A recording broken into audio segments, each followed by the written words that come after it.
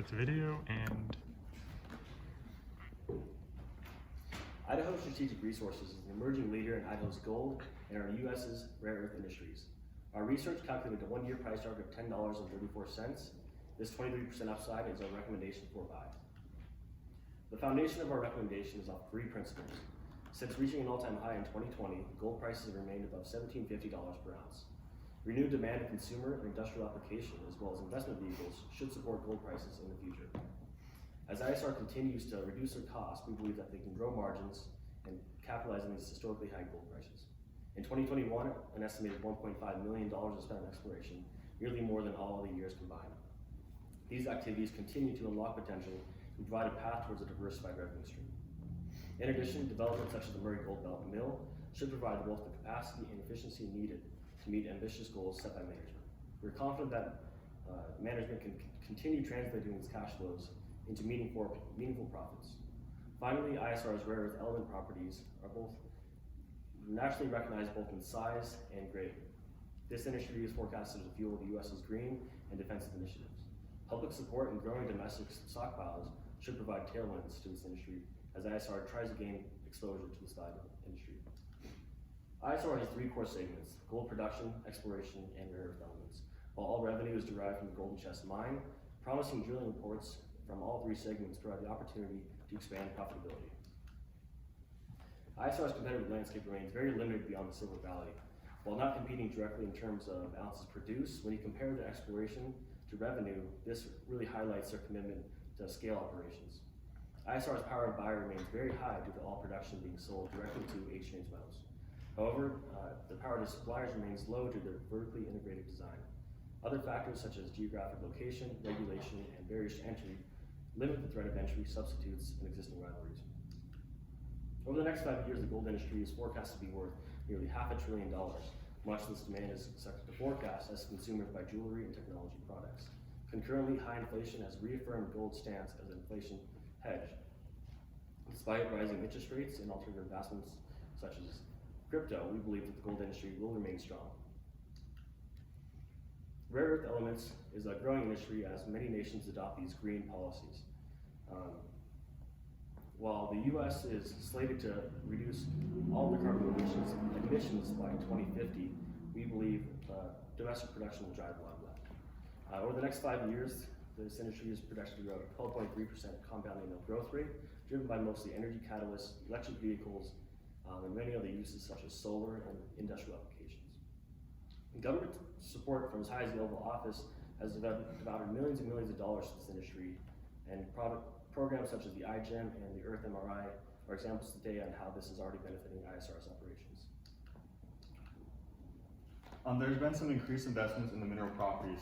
The exploration expenditures in 2021 are 4 times higher than they've been in the past year. Another thing there's been increasing existing claims and production capacity through focused PPE investing. Usually with these higher periods of exploration costs, they'll usually follow with higher revenue. This is kind of just a little visualization of the 2-year plan to increase production by 400%.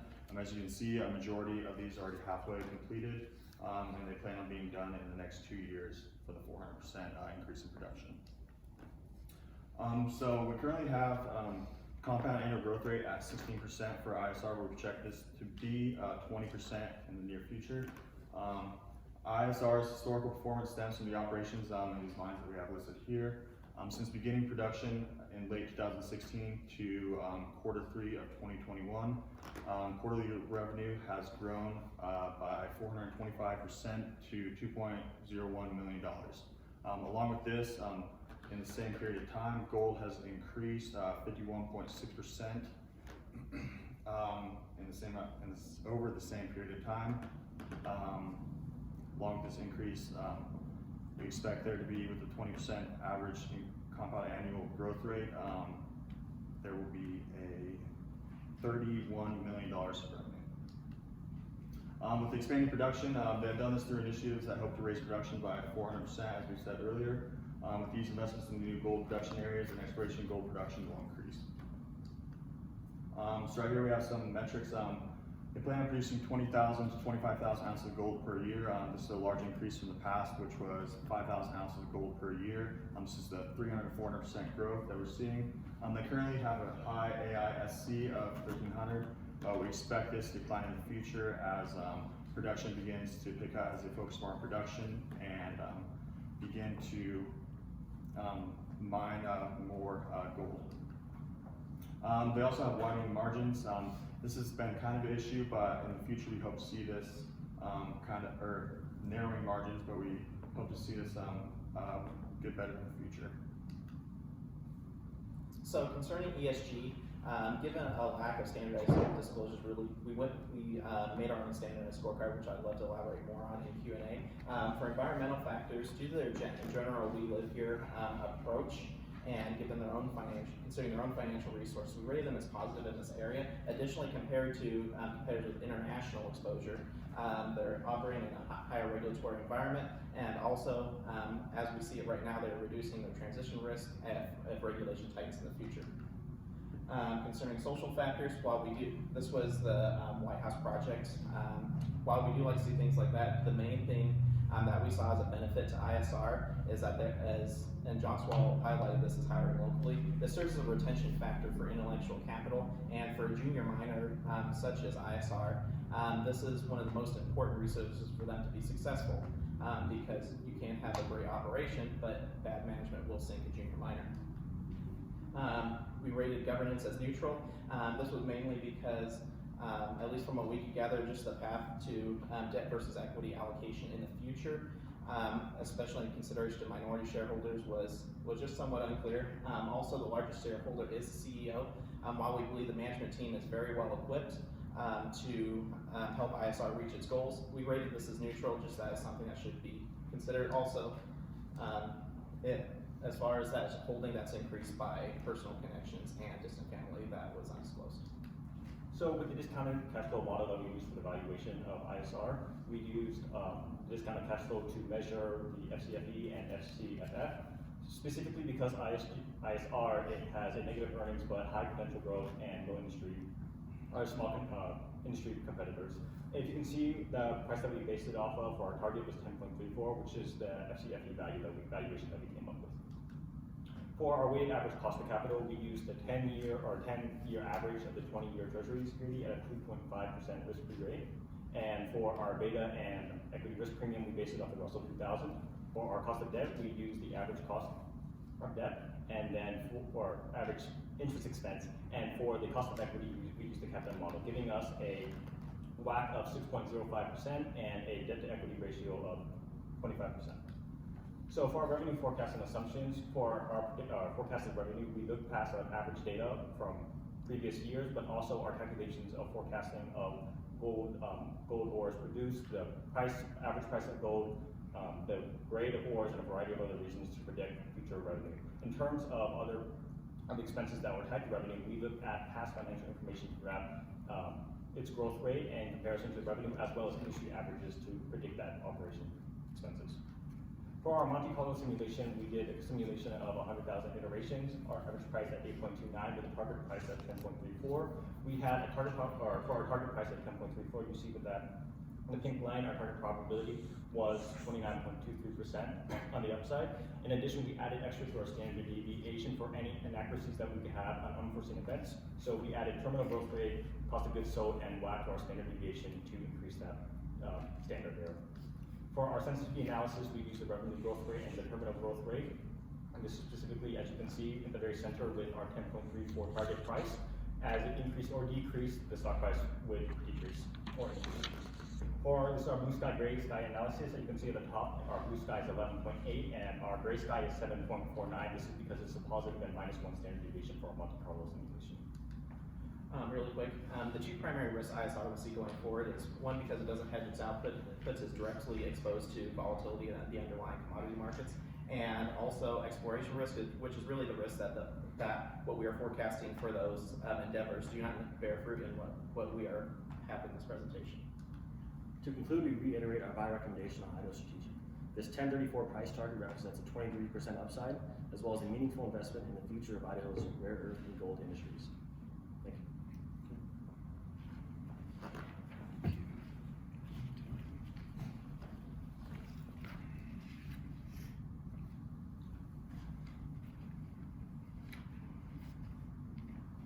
right, so can you guys, walk me through the capital expenditures, how much money they're gonna need to be spending in the next few years to achieve this 400% production increase?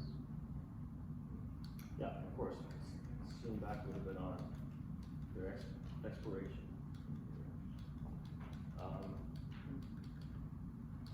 It's like, yeah, getting there. So right now, ISR has significantly increased their capital expenditures over the past year, totaling just under $1.5 million last year.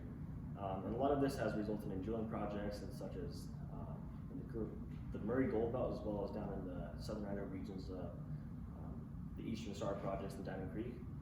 So a lot of that capital expenditure takes place in the research. Other areas would be such as the Murray Gold Belt Mill, which has already been funded to increase the capacity to get to that 400,000% increase. 400% increase. Because the first 3 quarters of this last year, through the most recent Q, we showed a negative operating cash flow number, and we also need to be expanding production, right? So where are they gonna come up with that capital to do that?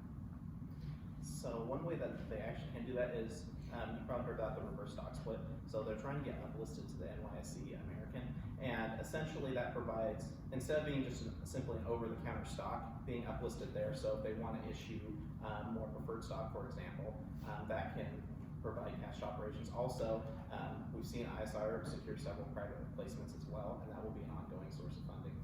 Okay, so can you show me your final sheet as to what's your final outstanding share count being used in your valuation metrics? Oh, that was.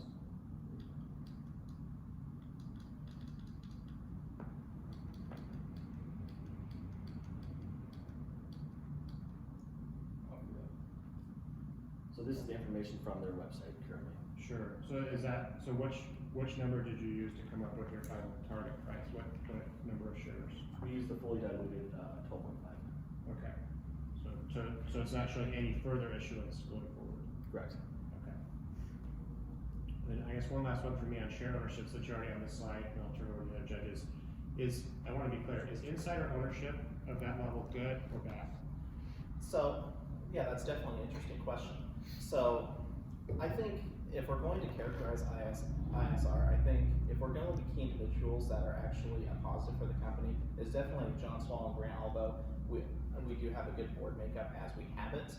I'm not saying that this is necessarily bad. I'm just saying that as we move forward, right, it's good for that CEO to have that incentive to grow the company, although he is the largest shareholder. So if we have some big investors come in and become large players in the future, like a couple more 10% owners, then they have a lot of voting power when we couple that together. So at this point, since outside of the insiders, it's pretty much all small shareholders for the most part. We don't see this as a risk now. Mainly just something that investors need to monitor going forward if we see, companies come in and become 10% owners of the company, or essentially, yes. So that's why we gave them a neutral rating. And also, this was done as well before they added the new board member. But so at the board makeup as it was 1 independent director and then 2 non-independent directors, and that's what this rating was based on. And you've given us a price and you've given us a date or time frame of 12 months. We've also correlated the price of these miners to the price of gold. What if gold goes backwards substantially? What does that do to your price target this year? And is the price target you have, assuming this growth over the next many years that you have shown in your other? So if you can kind of just walk us through that thought process to get to this date, and what if some of these correlations break down? So Go ahead. So can you pull up the Monte Carlo simulation? So with the Monte Carlo simulation, we did take into account for the gold, we added extra information to, because we forecasted the revenue previously with the value of gold, average price of gold during that period of time, so that does take into account. But then we also added extra to our standard deviation to account for any sort of errors or unforeseen events. So possibly if the inflation does go down and the price of gold does decrease, we do have this sort of leeway to match our expectations. And one thing to add on that, the further our forecast period, the more likely their rare earth elements sector is projected to be profitable. So as you can see in our revenue projections, they kind of peak in 2025, start to level off as they mine lower grade ore, but stabilize as the revenue from the rare earth elements kind of kick in from there. Okay. Of your current share price, I guess, how did you, all the revenues right now are coming from, the Golden Chest mine. So how do you attribute valuation within your share price to the rare earth opportunities and the other developmental projects at this point? Could you repeat the question? Sorry. So, you're doing a discounted cash flow analysis, you're basing it on the current and projected cash flows, but all of the cash flows during your modeling period are coming from the Golden Chest mine. Yes, but then we also added additional, or just from the entire financial, because we did show the additional projects as well as the current purchases of the new mines. So that was included so it's looking at the overall rather than just the gold itself. Okay, So so how, terminal value reflects the value of our rare earth element segment. Okay. Whereas all the production leading up to 2025 is Golden Chest expansion. okay, but as far as, capital expenditures, those are all associated with the mine, correct? Correct. So how do we get to production on the rare earth minerals without that? With an increased capital expenditure. So a lot of this capital expenditure is actually going to be lower than the Golden Chest, just due to public support from the iGEM or Earth MRI programs. So even though we don't forecast a direct revenue source or capital expenditures towards this, we reflect this revenue and expenses in our terminal value in 2026. Okay.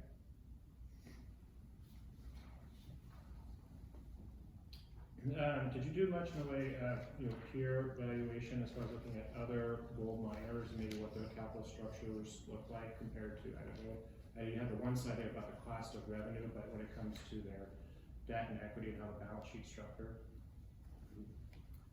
Well, Yeah. we had the 25% debt to equity in terms of forecasting, in terms of our revenue and operating expenses. We did take the industry averages to add that to our calculations as ISR expands. So then we did include industry average on debt, capital structure, operating expenses, and applied that to our forecast. Okay, and is that for other junior miners or for other developers? Karen, can you go back to that slide? Just wanna, Which one? the one where did you have one about, Is it the? I saw the one where you had the percentage of revenues. Okay. Okay, so this is a very good helpful thing. So when you're talking about the balance sheet structure, are you talking the balance sheet of Idaho Strategic versus Newmont and Barrick, or against other small junior miners? So the majority of this weight is going to go into Idaho Strategic historic capital structure. We recognize the likes of Hecla and Yamana and Core Mining is the next step up. So we've looked at theirs and kind of weighted the average between the two. Right now, Newmont and Barrick are far beyond the production of New Jersey or Idaho Strategic. So Sure. But, I could always just buy GLD, so why wouldn't I do that for the next year? GLD, you want to take this? Well, certainly. Looking at junior miners in general, they're always kind of an interesting investment, just the way you're kind of looking. So here's why I would do that instead of GLD. So yes, you can buy ISR to get that exposure, yes. But if I'm looking at my own portfolio, I also see the potential in the rare earth opportunities. So I would say we would actually see this company as less valuable if there wasn't that potential there, because there's a lot of gold miners there, but there's certainly a lot to be said about the rare earth elements segment, and that pressure, especially when we pair up the it was 124 countries are trying to go net zero by 2050.